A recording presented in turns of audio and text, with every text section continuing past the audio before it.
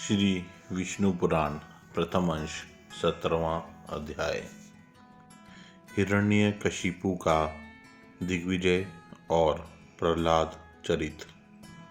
श्री प्राचर जी बोले, हे मैत्रेय, उन सर्वदा उदार चरित परम बुद्धिमान महात्मा प्रहलाद जी का चरित्र तुम ध्यानपूर्वक श्रवण करो। पूर्व काल में दिति के पुत्र महाबली हिरण्यकशिपु ने ब्रह्मा जी के वर से गर्वयुक्त होकर संपूर्ण त्रिलोकी को अपने वशीभूत कर लिया था। वह दैत्य इंद्रपद का भोग करता था। वह महान असुर स्वयं ही सूर्य, वायु, अग्नि, वरुण और चंद्रमा बना हुआ था। वह स्वयं ही कुबेर और यमराज भी था और वह असुर स्वयं ही संपूर्ण यज्ञ भागों को भोगता था। हे मुनिस्तम, उसके भय से देवगण स्वर्ग को छोड़कर मनुष्य शरीर धारण कर भूमंडल में विचरते रहते थे। इस प्रकार संपूर्ण त्रिलोकी को जीतकर त्रिभुवन के वैभव से गर्वित हुआ और गंधर्वों से अपनी स्तुति सुनता हुआ वह अपने अभीष्ट भोगों को भोगता था।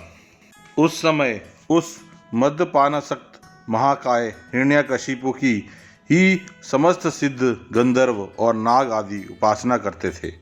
उस दैत्यराज के सामने कोई सिद्धगण तो बाजे बजाकर उसका यशोगान करते और कोई अति प्रसन्न होकर जय जयकार करते, तथा वह असुरराज वहाँ स्फटिक एवं अभ्र शिला के बने हुए मनोहर महल में, जहाँ अप्सराओं का उत्तम नृत्य हुआ करता था, प्रसन्नता के साथ मद्यपान करता रहता था।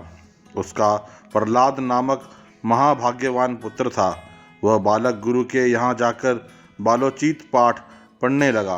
एक दिन वह धर्मात्मा बालक गुरुजी के साथ अपने पिता दैत्यराज के पास गया तो उस समय मद्यपान में लगा हुआ था। तब अपने चरणों में झुके हुए अपने परम तेजस्वी पुत्र प्रहलाद जी को उठाकर पिता हिरण्यकशिपु ने कहा। हिरण्यकशिपु बोला, वत्स, अब तक अध्ययन में निरंतर तत्पर रहकर तुमने जो कुछ पढ़ा है उसका सारभूत शुभ भाषण हमें सुनाओ। प्रहलाद जी बोले, पिताजी, मेरे मन में जो सबके सारांश रूप से स्थित है वह मैं आपकी आज्ञानुसार सुनाता हूँ। सावधान होकर सुनिए। जो आदि, मध्य और अंत से रहित, अजन्मा, वृद्धि से शून्य और अच्युत हैं, समस्त कारणों के कारण तथा जगत की स्थिति और अंतर्कता उन श्रीहरि को मैं प्रणाम करता हूँ। श्री प्राशर जी बोले, यह सुन दैत्यराज हिरण्यकशिपु ने क्रोध से नेत्र लाल कर प्रहलाद के गुरु की ओर देखकर कांपते हुए होठों से कहा। हिरण्यकशिपु बोला, रे दुर्बुद्धि ब्राह्मणधम, यह क्या? तूने मेरी अवज्ञा कर इस बालक को मेरे विपक्षी की स्तुति युक्त आसार शिक्षा दी है। गुरुजी ने कहा, दैत्यराज, आपको क्रोध के वशीभूत न होना चाहिए। आपका यह पुत्र मेरी सिखाई हुई बात नहीं कह रहा है। हिरण्यकशिपु बोले, बेटा प्रहलाद, बताओ तो तुमको यह शिक्षा किसने दी है? तुम्हारे गुरुजी कहते हैं कि मैंने तो इसे ऐसा उपदेश दिया ही नहीं है। प्रहलाद जी बोले, पिताजी, हृदय में स्थित भगवान विष्णु ही तो संपूर्ण जगत के उपदेशक हैं। उन परमात्मा को छोड़कर और कौन किसी को कुछ सिखा सकता है? हिरण्यकशिपु बोला, अरे मूर्ख, जिस विष्णु का तू मुझ जगदीश्वर के सामने धृष्टापूर्वक निरशंक होकर बारंबार वर्णन करता है वह कौन है?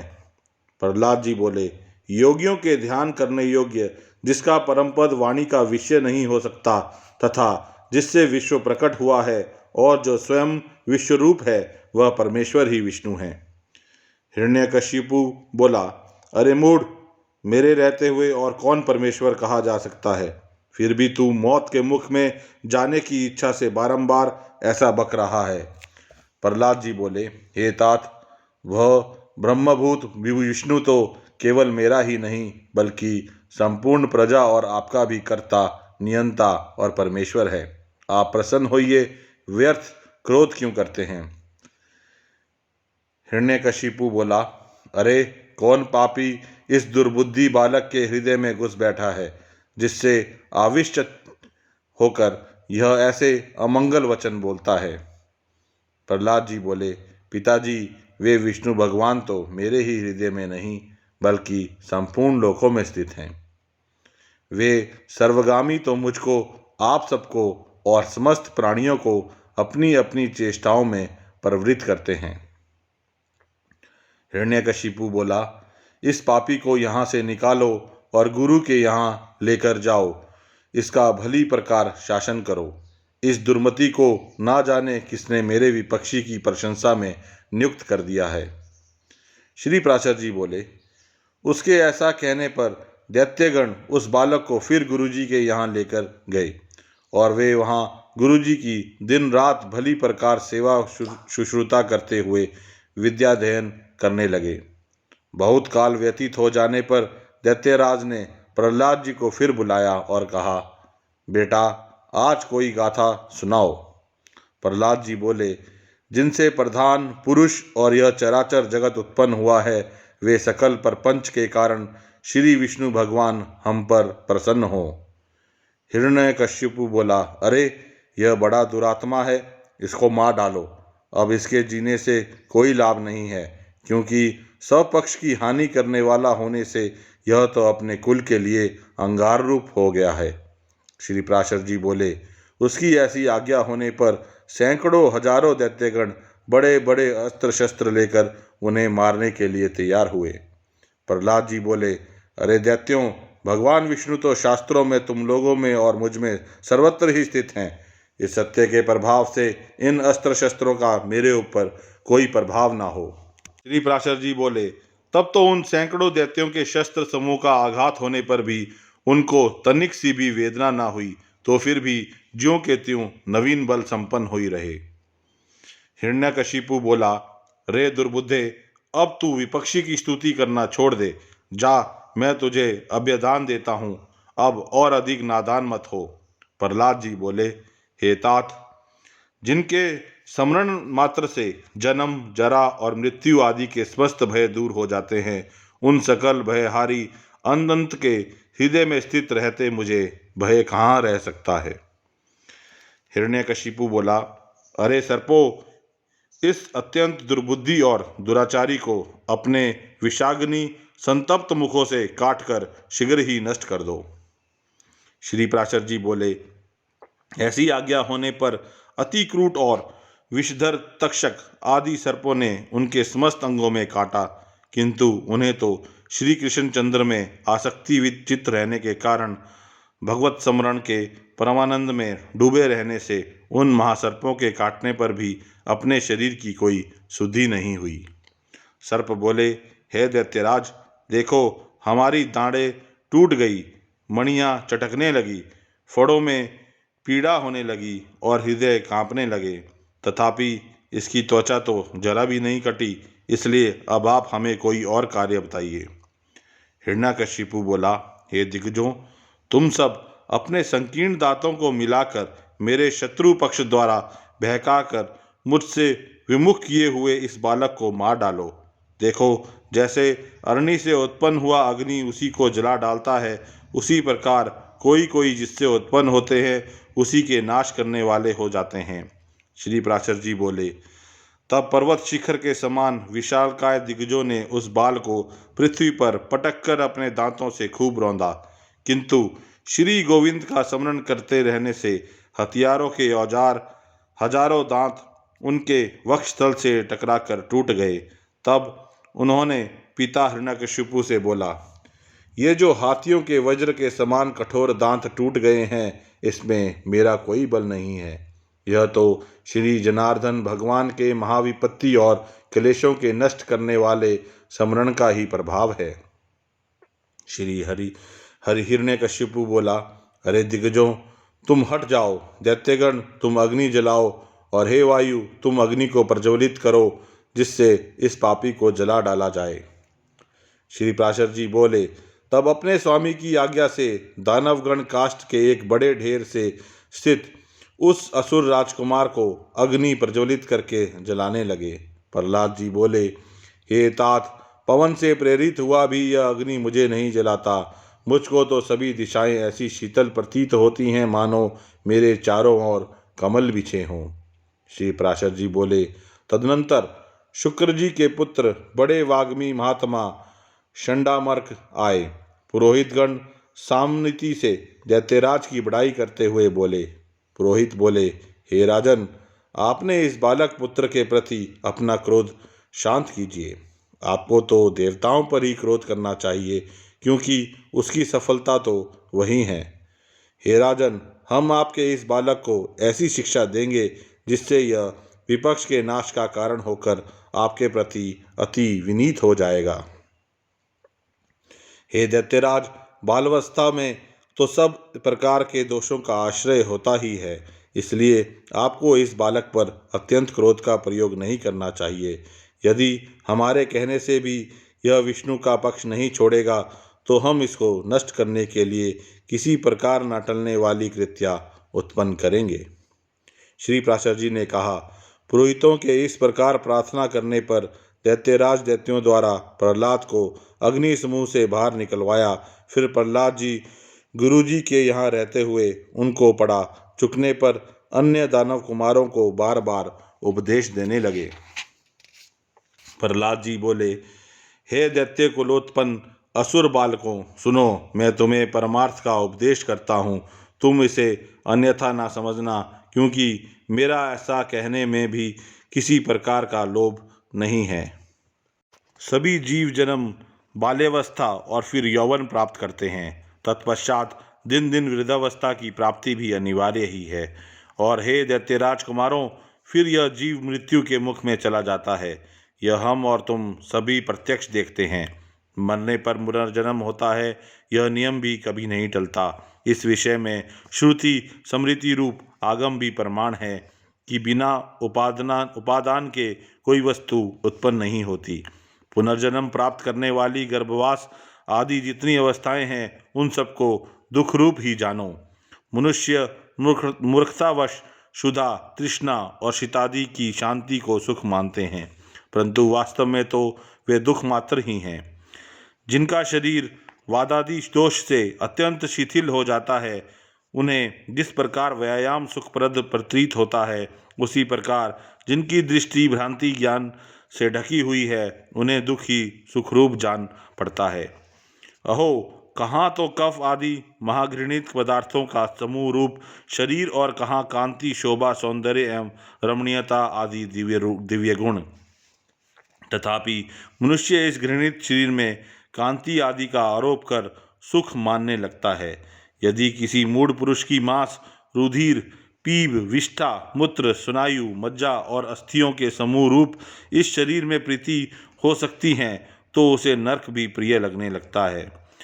अग्नि, जल और भात कर्मश शीत, तृषा और क्षुधा के कारण ही सुखकोरी होते हैं, और इनके प्रतियोगी जल आदि भी अपने से भिन्न अग्नि आदि के कारण ही सुख के हेतु होते हैं। हे दैत्य कुमारों, विषयों का जितना जितना संग्रह किया जाता है, उतना उतना ही वे मनुष्य के चित्त में दुख बढ़ाते हैं। जीव अपने मन को प्रिय लगने वाले जितने ही संबंधों को बढ़ाता जाता है, उतने ही उसके हृदय में शोक रूपी शल्य स्थिर होते जाते हैं। घर में जो कुछ धन धान्य आदि होते हैं, मनुष्य के जहाँ तहाँ रहने पर भी वे पदार्थ उसके चित्त में बने रहते हैं, और उनके नाश और दाह आदि की सामग्री भी उसी में मौजूद रहती है। अर्थात घर में स्थित पदार्थों के सुरक्षित रहने पर भी मन स्थिति पदार्थों के नाश आदि की भावना से पदार्थ नाश का दुख प्राप्त हो जाता है।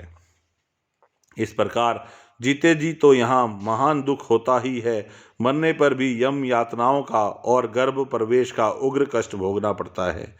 यदि तुम्हें गर्भावास में लेश मात्र भी सुख का अनुमान होता हो तो कहो, सारा संसार इसी प्रकार अत्यंत दुखमय है। इसलिए दुखों के परम आश्रय इस संसार समुद्र में एकमात्र विष्णु भगवान ही आप लोगों की परम गति है।